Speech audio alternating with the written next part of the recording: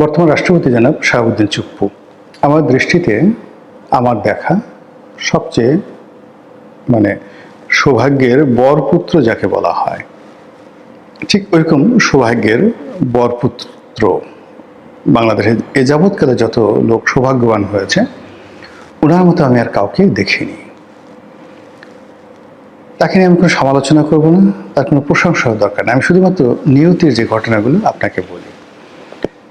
তিনি মূলত ছাত্রলীগ করতেন। তো বঙ্গবন্ধু হত্যাকাণ্ডের পর যখন মানুষ থর করে কাঁপছে, ঠিক সেই সময়ের সাথে তিনি বিদ্রোহ করে বসলেন ছাত্র অবস্থায়। তারপর জেলে গেলেন, জেল খাটলেন। আচ্ছা, কেউ যদি জেল খাটে তার তো সরকারি চাকরি হওয়ার কথা না। তারপর তাও আবার আওয়ামী লীগ করা, ছাত্রলীগ করা, কিন্তু পরবর্তীতে দেখা গেল তার বিসিএসে তিনি কোয়ালিফাইড করে ফেললেন, জজ হয়ে গেলেন। জজ হয়ে এবং জজিয়াতের যে সর্বোচ্চ পদ জেলা জজ, সেই জেলা জজ হয়ে গেলেন। আচ্ছা, সেখান থেকে তিনি রিটায়ার্ড করার সঙ্গে সঙ্গে অসাধারণ একটা চাকরি পেয়ে গেলেন দুর্নীতি দমন কমিশনে। তিনি কমিশনার রূপে দ্বিতীয় গুরুত্বপূর্ণ ব্যক্তি, কমিশনার তদন্ত। সেই কমিশনার তদন্ত রূপে তিনি সেখানে নিয়োগ লাভ করলেন। ওই সময়টাতে যারা শাহাবুদ্দিন চুপ্পুকে চিনতেন, মানে ওনার কাছে গেছেন, ভালো ব্যবহার পাননি, সহযোগিতা পাননি, ওনার শত্রু বলতে পারবেন না। আপনি তার বদনাম করতে পারেন, অনেক কিছু করতে পারেন, কিন্তু বাস্তবতা হলো দুর্নীতি দমন কমিশনের যে কমিশনার তদন্ত যে পদটি, এই পদটি মূলত দুদকের চেয়ারম্যানের সে ক্ষমতাধর। সব কাজ তার কাছেই এবং তার কাছেই সবাই যায়। তো সেই ক্ষেত্রে এই যে শাহাবুদ্দিন চুপ্পু, মানে তার অফিসটা ছিল একটা মন্ত্রী বা এমপির মতো, এরকম দরজা খোলা থাকতো, যে ইচ্ছা সে যেতে পারতো। সবার চুপ্পু ভাই, সবাই চা সিগারেট খেতে পারতো। শত্রু কে মিত্র ডাজ নট ম্যাটার। জামাত করে, বিএনপি করে, ডাজ নট ম্যাটার। চুপ্পুর দরবারে যদি কেউ যেতে পারতো দুদকের সময়, তার 7 খুন মাপ। সাথে সাথে মানে বলে যে ভাই আমি এরকম বিপদে পড়ছি, টেলিফোন মানে উঠে সাথে সাথে সে করতেন। একজন একটা উদাহরণ দিয়ে বললেন, একজন সিনিয়র সাংবাদিক তো বললো যে তারা ওই প্রায় 250 সাংবাদিক মিরপুরে একটা অ্যাসোসিয়েশন করে তারা ওখানে সরকার থেকে একটা বরাদ্দ পেয়েছিল বিএনপি জমানাতে। তো বিএনপি জমানাতে একটা বরাদ্দ পাওয়ার পরে সেই বরাদ্দ অনুযায়ী তারা সরকারি জমি সরকার নির্ধারিত মূল্য রাজকোষে জমা দিয়ে সেই সিনিয়র সাংবাদিকরা সেই প্লটগুলো নিয়েছেন। তো আওয়ামী লীগ যখন ক্ষমতা এলো, ক্ষমতা আসার সঙ্গে সঙ্গে সেটা বললো যে এটা দুদকে মামলা হয়ে গেল সেই সাংবাদিকদের সবার বিরুদ্ধে, সিনিয়র সাংবাদিক সবার বিরুদ্ধে, যে তারা সেই অবৈধ প্রভাব দেখিয়ে সরকারি জমি নিয়েছে এবং সরকার নির্ধারিত মূল্য পরিশোধ করেনি। তো সাংবাদিক নেতাদের একটা বিরাট গ্রুপ, তারা সবাই কিন্তু বিএনপিপন্থী, সবাই বিএনপিপন্থী। সবাই চুপ্পু সাহেবের কাছে গেলেন যে ভাই এসব কী শুরু করছেন, আপনি যে কাজ শুরু করতেছেন, আপনার লোক যে কাজ করতেছে, এতে তো সরকারের বদনাম হবে, আওয়ামী লীগের বদনাম হবে। এরকম প্রায় 250 সিনিয়র সাংবাদিকের মধ্যে তো আওয়ামী লীগেরও লোকজন আছে, প্লট নিয়েছে, বিএনপি প্লট দিয়েছে, এবং এটা নিয়ে এখন আপনারা তদন্ত করতেছেন। সে সাংবাদিক আমার কাছে বলতেছিল। তো সুপুর সাহেব বলেন কি, সে সঙ্গে সঙ্গে যে আইও তদন্তকারী কর্মকর্তা তাকে ডেকে আনলেন এবং বললেন যে এক্ষণ এটা নিষ্পত্তি করে দাও, এক্ষণ। তো that was the job of mister Shahabuddin Chuppu. এবং এখানে বসে থেকে বহু মানুষের সঙ্গে তার একটা ব্যক্তিগত সম্পর্ক হয়ে যায়, এবং তারই প্রেক্ষিতে এস আলমের সাথে তার সম্পর্ক হয়ে যায়। এবং তার যখন সেই দুদকের তার যে চাকরি এটি চলে গেল, বা তিনি তখন এস আলমের যে ইসলামী ব্যাংক সেখানে পরিচালক হিসেবে যোগদান করলেন। তো ইসলামের পরিচালক হিসেবে তিনি কাজকর্ম করতেছেন ইসলামী ব্যাংকে, কিন্তু ওই সময়টাতে তিনি এস আলমের কর্মচারী, এস আলমের হয়ে ইসলামী ব্যাংকে যোগদান করেছেন। এর বাইরে অন্য কোনো বদনাম নাই যে কোনো একটা লোন স্যাংশন করে কারোর কাছে টাকা নিয়েছেন, পয়সা নিয়েছেন, ইসলামী ব্যাংকে ডুবিয়েছেন, কোনো ফাইলের স্বাক্ষর আছে, এই ধরনের কোনো নজির কিন্তু নেই। এটা হলো বাস্তবতা। এখন তিনি এস আলমের লোক হয়ে কি ওই ব্যাংকের চেয়ারম্যান ছিলেন না সম্ভবত ডিরেক্টর ছিলেন, এনিওয়ে এর মধ্যে সারা দুনিয়াকে আশ্চর্য করে দিয়ে কিভাবে যেন তিনি রাষ্ট্রপতি হয়ে গেলেন। সবাই বলে যে এস আলমের সঙ্গে এখন এখানে একটা মানে লুডুমুডু খেলা আছে, লাড্ডু বাড্ডু খেলা আছে। আওয়ামী লীগ জমানাতে যে কিচেন ক্যাবিনেট, সেই কিচেন ক্যাবিনেটে শেখ রেহানার যেমন একটা গ্রুপ ছিল, শেখ হাসিনার একটা গ্রুপ ছিল। এখন সালমান আসলে কি, সালমান এফ রহমান একটা গ্রুপ ছিল, আর তার এগেনস্টে এস আলম আর একটা গ্রুপ ছিল। তো এস আলম আসলে সালমান মানে শেখ হাসিনার লোক না শেখ রেহানার লোক আমি আসলে জানি না। আবার সালমান শেখ হাসিনার লোক না শেখ রেহানার লোক আমরা জানি না। কেউ বলে সালমান এফ রহমান আসলে শেখ রেহানার লোক, কেউ বলে এস আলম আসলে শেখ রেহানার লোক, ডাজ নট ম্যাটার। কিন্তু যখনই এস আলম সাহেবের ঘনিষ্ঠ একজন লোক বা তার কোম্পানিতে চাকরি করে জনাব শাহাবুদ্দিন চুপ্পু, তিনি রাষ্ট্রপতি হয়ে গেলেন, এখানে ধরে নেওয়া হলো যে পুরো প্রক্রিয়াটাই এখানে এস আলম এখানে গুরুত্বপূর্ণ ভূমিকা পালন করেছে, অথবা তকদির বা নিয়তি তাকে ডাক দিয়েছে। হোয়াট এভার মেবি, তিনি রাষ্ট্রপতি হলেন।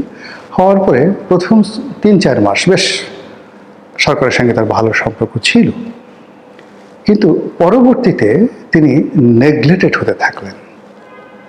আওয়ামী লীগ দ্বারা তিনি কিন্তু মারাত্মকভাবে নেগলেক্টেড হতে থাকলেন। প্রথমে শেখ হাসিনা বলেন, অন্যান্য যারা বলেন, তাকে যথেষ্ট স্নেহ করতেন, সময় করতেন, তিনিও কৃতজ্ঞ ছিলেন, কিন্তু পরবর্তীতে অনেকটা বলতে গেলে মুখ দেখা দেখি বন্ধ ছিল। এবং সেটা বুঝলাম কি করে, এই যে জুলাই আগস্ট বিপ্লব হলো, মানে রাষ্ট্রপতি আফসোস করে বলছেন যে আমাকে একবার টেলিফোন করে একটা কথাও কেউ বলেনি। তো ওই অবস্থাতে মানে তিনি কিভাবে ছিলেন, কি করছেন, এটা একটা বিরাট ব্যাপার। কিন্তু 17 মাসে ডক্টর মোহাম্মদ ইউনূসের জামানাতে তার জীবনে যা কিছু ঘটছে এটা কল্পনাই করা যায় না। অন্য মানুষ হলে হার্ট অ্যাটাক করে মারা যেত, গলায় দড়ি দিত, ইঁদুরের বিষ খেত, যে কিছু একটা ঘটনা ঘটতো। প্রত্যেকটা মুহূর্তে মানে তার জীবন শঙ্কার মধ্যে ছিল, কিন্তু তিনি সাস্টেন করেছেন। কিভাবে করেছেন? সৌভাগ্যের কারণে করেছেন, ক্ষমতার কারণে করেছেন, না যোগ্যতার কারণে করেছেন। আবার ধরুন যেদিন শেখ হাসিনার পতন হলো, তো সেই দিন থেকে অর্থাৎ আগস্ট মাসের 5 তারিখ থেকে যেদিন ডক্টর মোহাম্মদ ইউনূস দায়িত্ব নিল 8 তারিখ পর্যন্ত, তাহলে 5, 6, 7, 8 এই 4 দিন কমান্ডার ইন চিফ রূপে, প্রধান সেনাপতি রূপে, রাষ্ট্রপতি রূপে, দণ্ড এবং মুন্ডের অধিকর্তা রূপে দেশটা চুপ্পু সাহেব চালিয়েছেন। তাকে সহযোগিতা করেছেন 3 বাহিনী প্রধান, কিন্তু দেশ তো তিনি চালিয়েছেন। ফলে আপনি চিন্তা করেন যে সৌভাগ্যগুলো একটার সাথে আরেকটা কীভাবে মিলে যায়। যাই হোক, ডক্টর মোহাম্মদ ইউনূস গেলেন, বিএনপি ক্ষমতায় আসলো। ক্ষমতায় আসার আগেই চুপ্পু সাহেব চিন্তা করলেন যে বেজ্জতি হওয়ার আর দরকার নেই, নতুন সরকার আসলে আস্তে দায়িত্ব হস্তান্তর করে তিনি চলে যাবেন। শুধুমাত্র একটু প্যাচ লাগালেন যে সরকার যদি চায় তাহলে তিনি সঙ্গে সঙ্গে পদত্যাগ করে চলে যাবেন। কিন্তু সরকার কী কারণের জন্য চাইল না? সরকার চাইল যে চুপ্পু সাহেব থেকে যান। এখন এই যে সরকারের যে 35 দিন, এই 35 দিনে জনাব শাহাবুদ্দিন চুপ্পু সাহেবের জীবনে যা কিছু ঘটল, এটা এই বাংলাদেশের রাষ্ট্রপতি পদে মানে যে সম্মান এবং মর্যাদা তিনি পেলেন এই 35 দিনে, একটা মানুষের আর বেশি দিন বাঁচার দরকার নেই। এখন যদি উনি মানে মরে যান, তবু ওনার আত্মীয় স্বজন কারো আফসোস থাকবে না যে মৃত্যুর আগে তিনি গার্ড অব অনার পেয়ে গেছেন। বিএনপি সরকার ক্ষমতা আসার সঙ্গে সঙ্গে তার দাম বেড়ে গেল। তারপর তিনি সংসদে ভাষণ দিলেন, প্রধানমন্ত্রীর সঙ্গে তার সৌহার্দ্যপূর্ণ সম্পর্ক হলো। এরপরে ঈদের অনুষ্ঠান তিনি সুন্দর করলেন, ঈদের জামাতে তিনি অংশগ্রহণ করলেন, 26শে মার্চের অনুষ্ঠান সুন্দরভাবে করলেন। তারপর ন্যাশনাল প্যারেড গ্রাউন্ডে গেলেন। এরপর 26শে মার্চ উপলক্ষে জাতীয় স্মৃতি সদয় একসঙ্গে প্রধানমন্ত্রীর সঙ্গে তিনি সেই যাকে বলা হয় সেই শ্রদ্ধার্ঘ নিবেদন করলেন। এইরকম আরও অনেক কিছু। সবচেয়ে বড় ব্যাপার হলো যে অনুষ্ঠানগুলো তিনি করেছেন, প্রত্যেকটা অনুষ্ঠানে, যেমন নামাজ পড়তে গেছেন, গার্ড অব অনার তিনি গ্রহণ করেছেন প্যারেড স্কোয়ারে মানে প্যারেড গ্রাউন্ডে। তারপর পবিত্র ঈদ উল ফিতরের যে অনুষ্ঠান তিনি বঙ্গভবনে আয়োজন করেছেন, সেখানে তো রীতিমতো ডিসিপ্লিন, চাঁদের হাট মিলেছিল। এমন কোনো মানুষ নেই সেখানে যায়নি, শুধুমাত্র প্রধানমন্ত্রী সেদিন তার প্রোগ্রাম থাকার কারণে যেতে পারেনি। কিন্তু 26শে মার্চের অনুষ্ঠানে প্রধানমন্ত্রী তার কন্যাকে নিয়ে সেখানে গেছেন। তাদের মধ্যে যে কথাগুলো হয়েছে অনেকটা ছোট ভাই বড় ভাইয়ের সাথে যেভাবে কথা হয়, মানে রং তামাশা করেছেন, হাসি করেছেন, মানে হাসি মুখে কথা বলেছেন, একান্ত ব্যক্তিগত বিষয়গুলো শেয়ার করেছেন। তারেক রহমান সাহেব তার বাবা যখন রাষ্ট্রপতি ছিলেন তখন বঙ্গভবনে আসতেন, কি হয়েছেন সেই কথাগুলো বলেছেন, মানে ইটস এ থিং।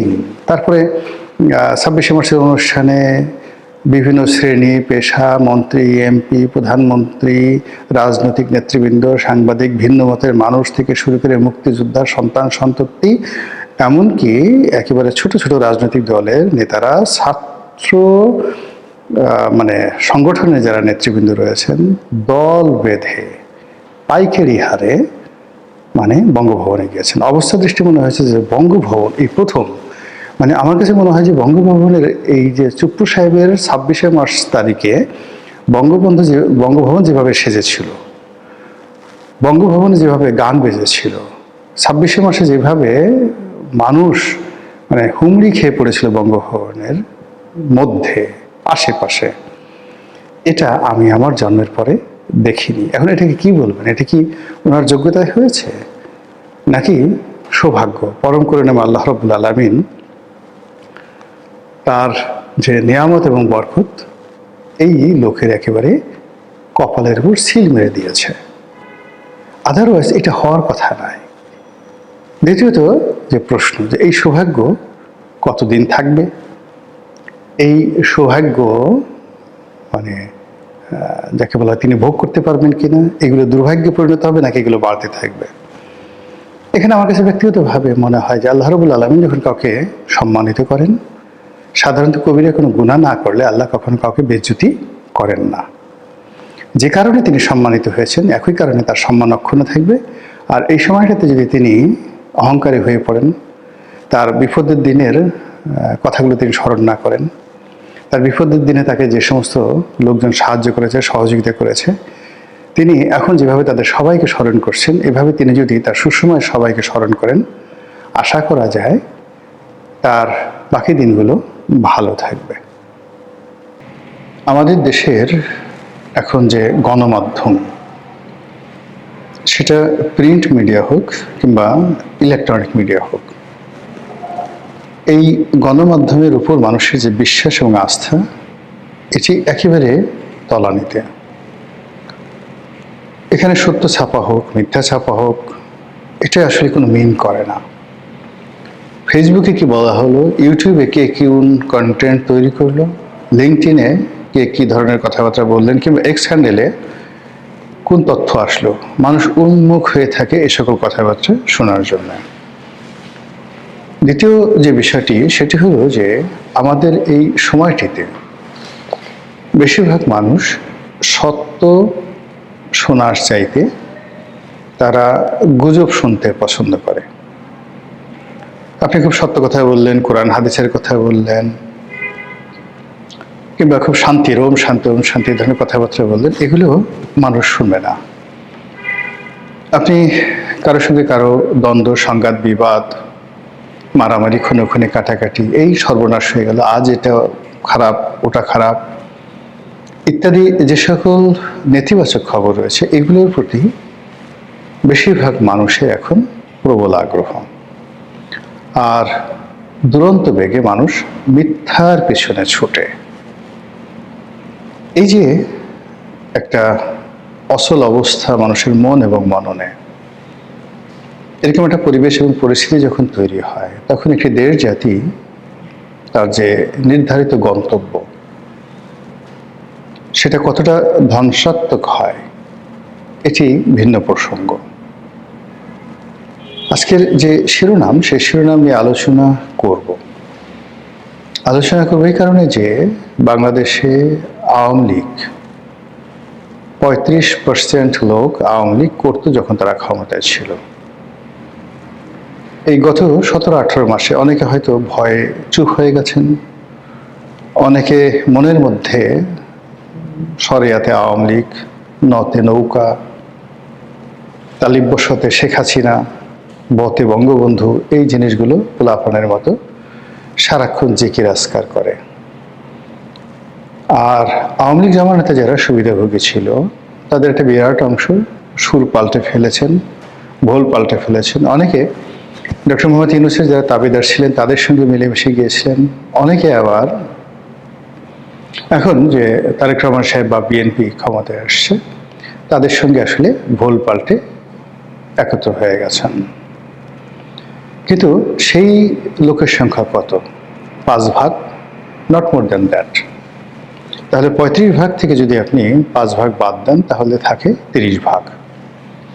অন্যদিকে ধরুন জাতীয় পার্টি, এরপর আওয়ামী লীগ জোটে যে সকল বাম সংগঠন ছিল, তারপর কিছু মানুষ কোনো দল করতেন না, কিন্তু শেখ হাসিনাকে, বঙ্গবন্ধুকে, মুক্তিযুদ্ধের পক্ষের শক্তিকে পছন্দ করতেন। এদের সংখ্যা তো আসলে কোনো অবস্থাতেই 20 ভাগের কম ছিল না।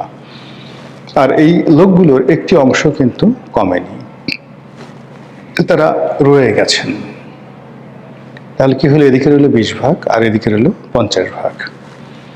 এই 50 ভাগ লোক, অর্থাৎ আওয়ামী লীগের 30 ভাগ আর আওয়ামী লীগের বাইরে 20 ভাগ, এই 50 ভাগ লোক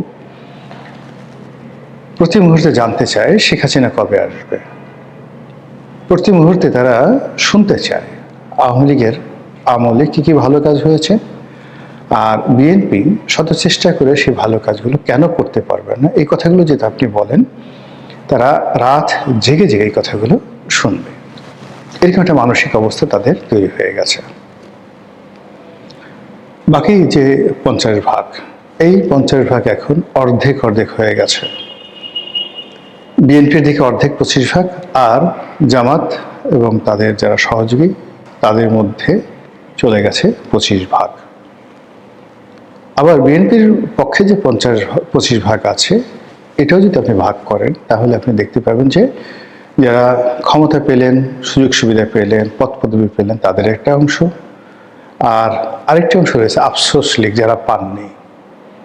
তো তারা বিভিন্ন নেতিবাচক কথা বলছে, দীর্ঘশ্বাস ফেলছে, সরকারের পদে পদে ভুল ধরার চেষ্টা করছে, এবং ঘরের মধ্যে থেকে তারা পরের কথা বলে যাচ্ছেন। ফলে বোঝার চেষ্টা করেন যে আমাদের যে রাজনৈতিক অঙ্গন, সেই রাজনৈতিক অঙ্গনে কী ধরনের একটা বিরূপ পরিবেশ এবং পরিস্থিতি বিরাজ করছে। এর ফলে কি হলো? সত্যর দিকে কেউ ধাবিত হচ্ছে না, বাস্তবতার দিকে কারো কোনো নজর নেই। কোথায় গুজব আছে, কোথায় মিথ্যা কথা আছে, কোথায় গল্প আছে, কোথায় কাহিনী আছে, এসব নিয়ে মানুষ ভীষণ রকম ব্যস্ত। এবং এরই ধারাবাহিকতা আজকে যে শিরোনামটি দিয়েছি, সেই শিরোনামে সামাজিক যারা কন্টেন্ট ক্রিয়েট করেন ইউটিউবে এবং অন্যান্য সামাজিক মাধ্যমে, ফেসবুকে, তাদের মধ্যে বেশ কয়েকজন আছেন গুরুত্বপূর্ণ। তারা একটি খবর প্রচার করছেন, সেটি হলো বাংলাদেশের বর্তমান সরকারকে জাতিসংঘ নাকি, আবার আমি নাকি বলছি বিকজ এটা সামাজিক মাধ্যমের খবর, আমার কাছে কোনো তথ্যপত্র নেই। তো তারা নাকি জনাব তারেক রহমান সাহেবকে খুব কঠিন ভাষায় চিঠি দিয়েছে। কোন ক্ষমতা বলে, কোন বিধি বলে আওয়ামী লীগকে নিষিদ্ধ করা হলো, সত্য মিথ্যা জানি না। আবার এই ধরনের চিঠি একাধিকবার ডক্টর মোহাম্মদ ইউনূসকে দেওয়া হয়েছে, এই ধরনের প্রচারও ছিল। তো ইউনূস জমানাতে এই ধরনের প্রচার এবং প্রোপাগান্ডার ব্যাপারে কোনো কথা বলা হয়নি। আবার এই যে কন্টেন্ট ক্রিয়েটাররা যে ধরনের খবর ছড়াচ্ছেন, সেই খবর নিয়েও কিন্তু এখনো পর্যন্ত বিএনপির পক্ষ থেকে কোনো প্রতিক্রিয়া দেখানো হয়নি। ক্ষমতা কেন্দ্রিক যে প্রেস এবং মিডিয়া রয়েছে, এবং ক্ষমতাকে তোয়াজ তদবির করা যে সাংবাদিকরা রয়েছে, তারা খুব সুকৌশলে এই বিষয়গুলো এড়িয়ে যাচ্ছেন। আর এগুলো যত বেশি এড়িয়ে যাচ্ছেন, তত বেশি সামাজিক যারা কন্টেন্ট ক্রিয়েট করেন বা ইউটিউব বা অন্যান্য যে গণমাধ্যম নয়, সামাজিক মাধ্যম যারা প্রভাবশালী, তারা এই বিষয়গুলোকে আবার সামনে টেনে নিয়ে আসছেন। ফলে প্রতিদিন, প্রতি মুহূর্তে, প্রতি ক্ষণে আওয়ামী লীগের যে অপরিহার্যতা, প্রয়োজনীয়তা, এটি মানুষের মন এবং মস্তিষ্কে ছড়িয়ে যাচ্ছে। এটার যে কতটা গুরুত্ব, সেই গুরুত্ব বিএনপি বুঝতে পারেনি, কিন্তু জামাত বুঝতে পেরেছে। তো জামাত যখন বুঝতে পেরেছিল, বুঝতে পারার কারণে তাদের একটা বিরাট বট বাহিনী ছিল। সেই বট বাহিনী অবিরতভাবে গত 4-5 বছর ধরে আওয়ামী লীগের বিরুদ্ধে তারা প্রোপাগান্ডা ছাড়াতো। কিন্তু তারেক রহমান সাহেব ক্ষমতা লাভের পর, বিশেষ করে তিনি যখন বাংলাদেশে এলেন 25 তারিখে, এরপর থেকে জামাতের যে বড় বাহিনী, তাদের প্রচার এবং প্রোপাগান্ডার ধরন সামান্য আওয়ামী লীগের দিকে সামান্য আছে, আর বাকি বেশিরভাগ সময় এখন তারা বিএনপির বিরুদ্ধে, তারেক রহমানের বিরুদ্ধে, তারেক রহমান সাহেবের পরিবারের বিরুদ্ধে। সেই সাবেক 1-11 সময়টিতে কী কী হয়েছে, তার আগে 2001 থেকে 2006 পর্যন্ত বিএনপি কী কী ভুল করেছে, আবার এখন বিএনপির লোকজন কি করছে, এগুলোকে ঠাট্টা, মশকরা, টিটকারি, স্যাটায়ার, প্রতিটি ভাষায় কার্টুন দিয়ে, গল্প দিয়ে, কাহিনী দিয়ে, মিথ্যাচার দিয়ে বা সত্য এবং মিথ্যার সম্মিলন ঘটিয়ে মানুষের মনে বিএনপি সম্পর্কে এরকম একটা ধারণা তৈরি করে ফেলা হচ্ছে যে এ সরকার চালাতে পারবে না, এ সরকার বেশি দিন যাবে না। তারেক রহমান সাহেব আসলে কি করতেছে আমরা কিচ্ছু বুঝতেছি না, ভালো হচ্ছে না, এটা করার কি দরকার ছিল?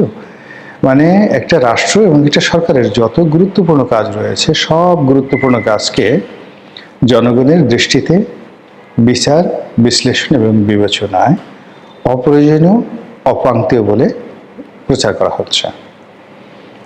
আর অন্যদিকে যারা দায়িত্ব পালন করছে তাদেরকে সামাজিকভাবে হেয় করা, মানসিকভাবে তাদেরকে ভেঙে ফেলা ইত্যাদি প্রচার এবং প্রোপাগান্ডার মধ্যেই সরকারের প্রায় 40 দিন অতিবাহিত হতে চলেছে। এই 40 দিনের মধ্যে আমরা শুধুমাত্র সরকার এটা করবে, ফ্যামিলি কার্ড করবে, ওটা করবে, খাল কাটবে, বড় বড় পরিকল্পনার কথা শুনেছি। দ্বিতীয় যমুনা ব্রিজ হবে, দ্বিতীয় পদ্মা ব্রিজের মতো মেগা প্রকল্প হবে, ইত্যাদি ইত্যাদি অনেক কিছু।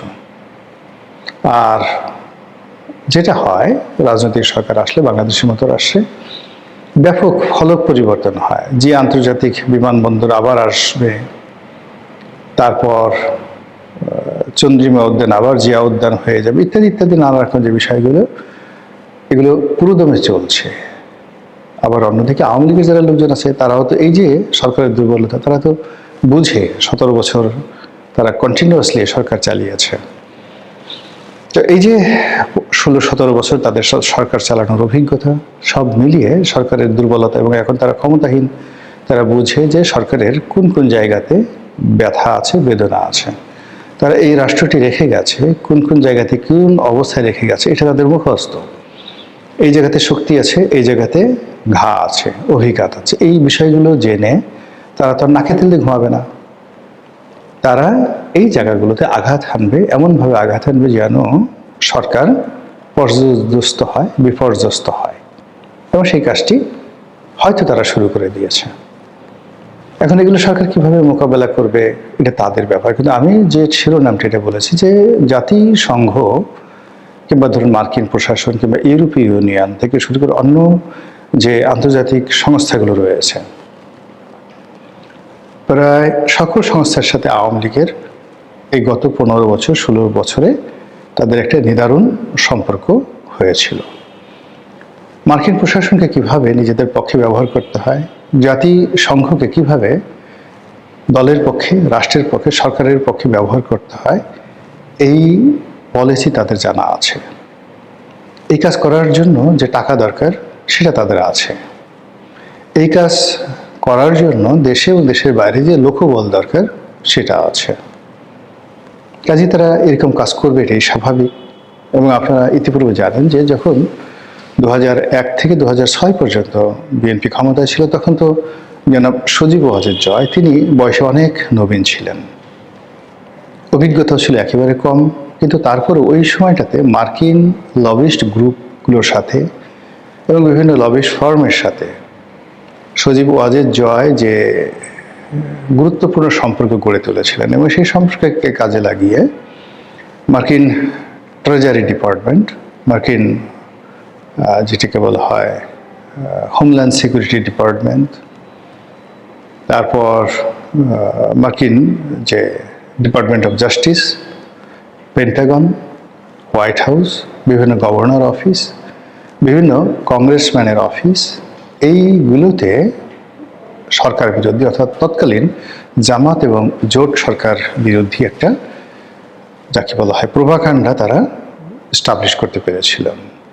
ফলে কি হলো, বাংলাদেশ জঙ্গিতে ভরে গেছে। এখানে আল কায়দা কিংবা তালিবানদের চাইতেও বৃহত্তর শক্তিশালী একটি পক্ষ, যা কিনা আমেরিকার জন্য মানে মারাত্মক সমস্যার সৃষ্টি করবে, এরকম একটা ন্যারেটিভ কিন্তু তখন ওই মার্কিন লবিস্ট গ্রুপরা সজীব ওয়াজেদ জয় এবং আওয়ামী লীগের পক্ষে কাজ করে পুরো মার্কিন প্রশাসনে সেটা তৈরি করে ফেলেছিলেন। ফলে জামাত, বিএনপির বেশ কয়েকজন শীর্ষ নেতা ইনক্লুডিং তারেক রহমান সাহেব সম্পর্কে মার্কিন পররাষ্ট্র দপ্তর, মার্কিন ডিপার্টমেন্ট অফ জাস্টিস এবং তাদের যে সামরিক বাহিনী এবং তাদের যে সকল গোয়েন্দা সংস্থা রয়েছে ইনক্লুডিং FBI, এ সকল প্রতিষ্ঠানে বিএনপি, জামাত এবং তারেক রহমান সাহেবের যে ভাবমূর্তি, এটা আওয়ামী লীগ সে আজ থেকে প্রায় 20 বছর আগে কতটা ক্ষতি করতে পেরেছিল, সেই ক্ষতির রেশ এখনো কিন্তু বিএনপি কাটিয়ে উঠতে পারেনি। তো কাজেই সেই বিএনপি ক্ষমতায় এসছে, আর আওয়ামী লীগ গত 20 বছরের অভিজ্ঞতা, মানে সেই যে সময়টাতে তারা বিএনপির বিরুদ্ধে লবিস্ট নিয়োগ করেছিল, সেই অভিজ্ঞতা থেকে আজ পর্যন্ত যদি আপনি ধরেন 20 বছর কম করলে, এর মধ্যে 17 বছর বা 16 বছর তাদের ক্ষমতাকালীন সময়, আর বাকি 4 বছর হলো বিএনপি জামাত জোটের ক্ষমতাকালীন সময় এবং 111-এর সময়। তো এই সময়টিতে তারা যে কাজ করেছে সজীব ওয়াজেদ জয়ের নেতৃত্বে, সেই কাজ কি এখন বন্ধ আছে? আমার তো মনে হচ্ছে না। সেই কাজগুলো তারা বরং আগের চেয়ে আরো বেশি করবে। আর এই কথাগুলো আমি বলছি কারণে যেন সরকার সতর্ক হতে পারে, সরকারের লবিস্ট নিয়োগ করতে পারে। এবং আমেরিকাতে যে সমস্ত লোকজন গত 16-17 বছর ধরে বিএনপির পক্ষে কাজ করেছে, বিএনপির লোকজন যদি তাদেরকে ভুলে যায়, তুচ্ছ এবং তাচ্ছিল্য করে, তাহলে এই লোকগুলো কি আওয়ামী লীগ কিনে নেবে? আমেরিকাতে যারা বিএনপি লবিস্ট গ্রুপ ছিল তাদেরকে আওয়ামী লীগ কিনে নেবে, মানে বাংলাদেশে আওয়ামী লীগ, বাংলাদেশি আমেরিকান, এরা বিএনপি সাপোর্টার। এবং তখন পুরো পরিস্থিতি কিভাবে বুমেরাং হবে, আশা করি বিএনপি যারা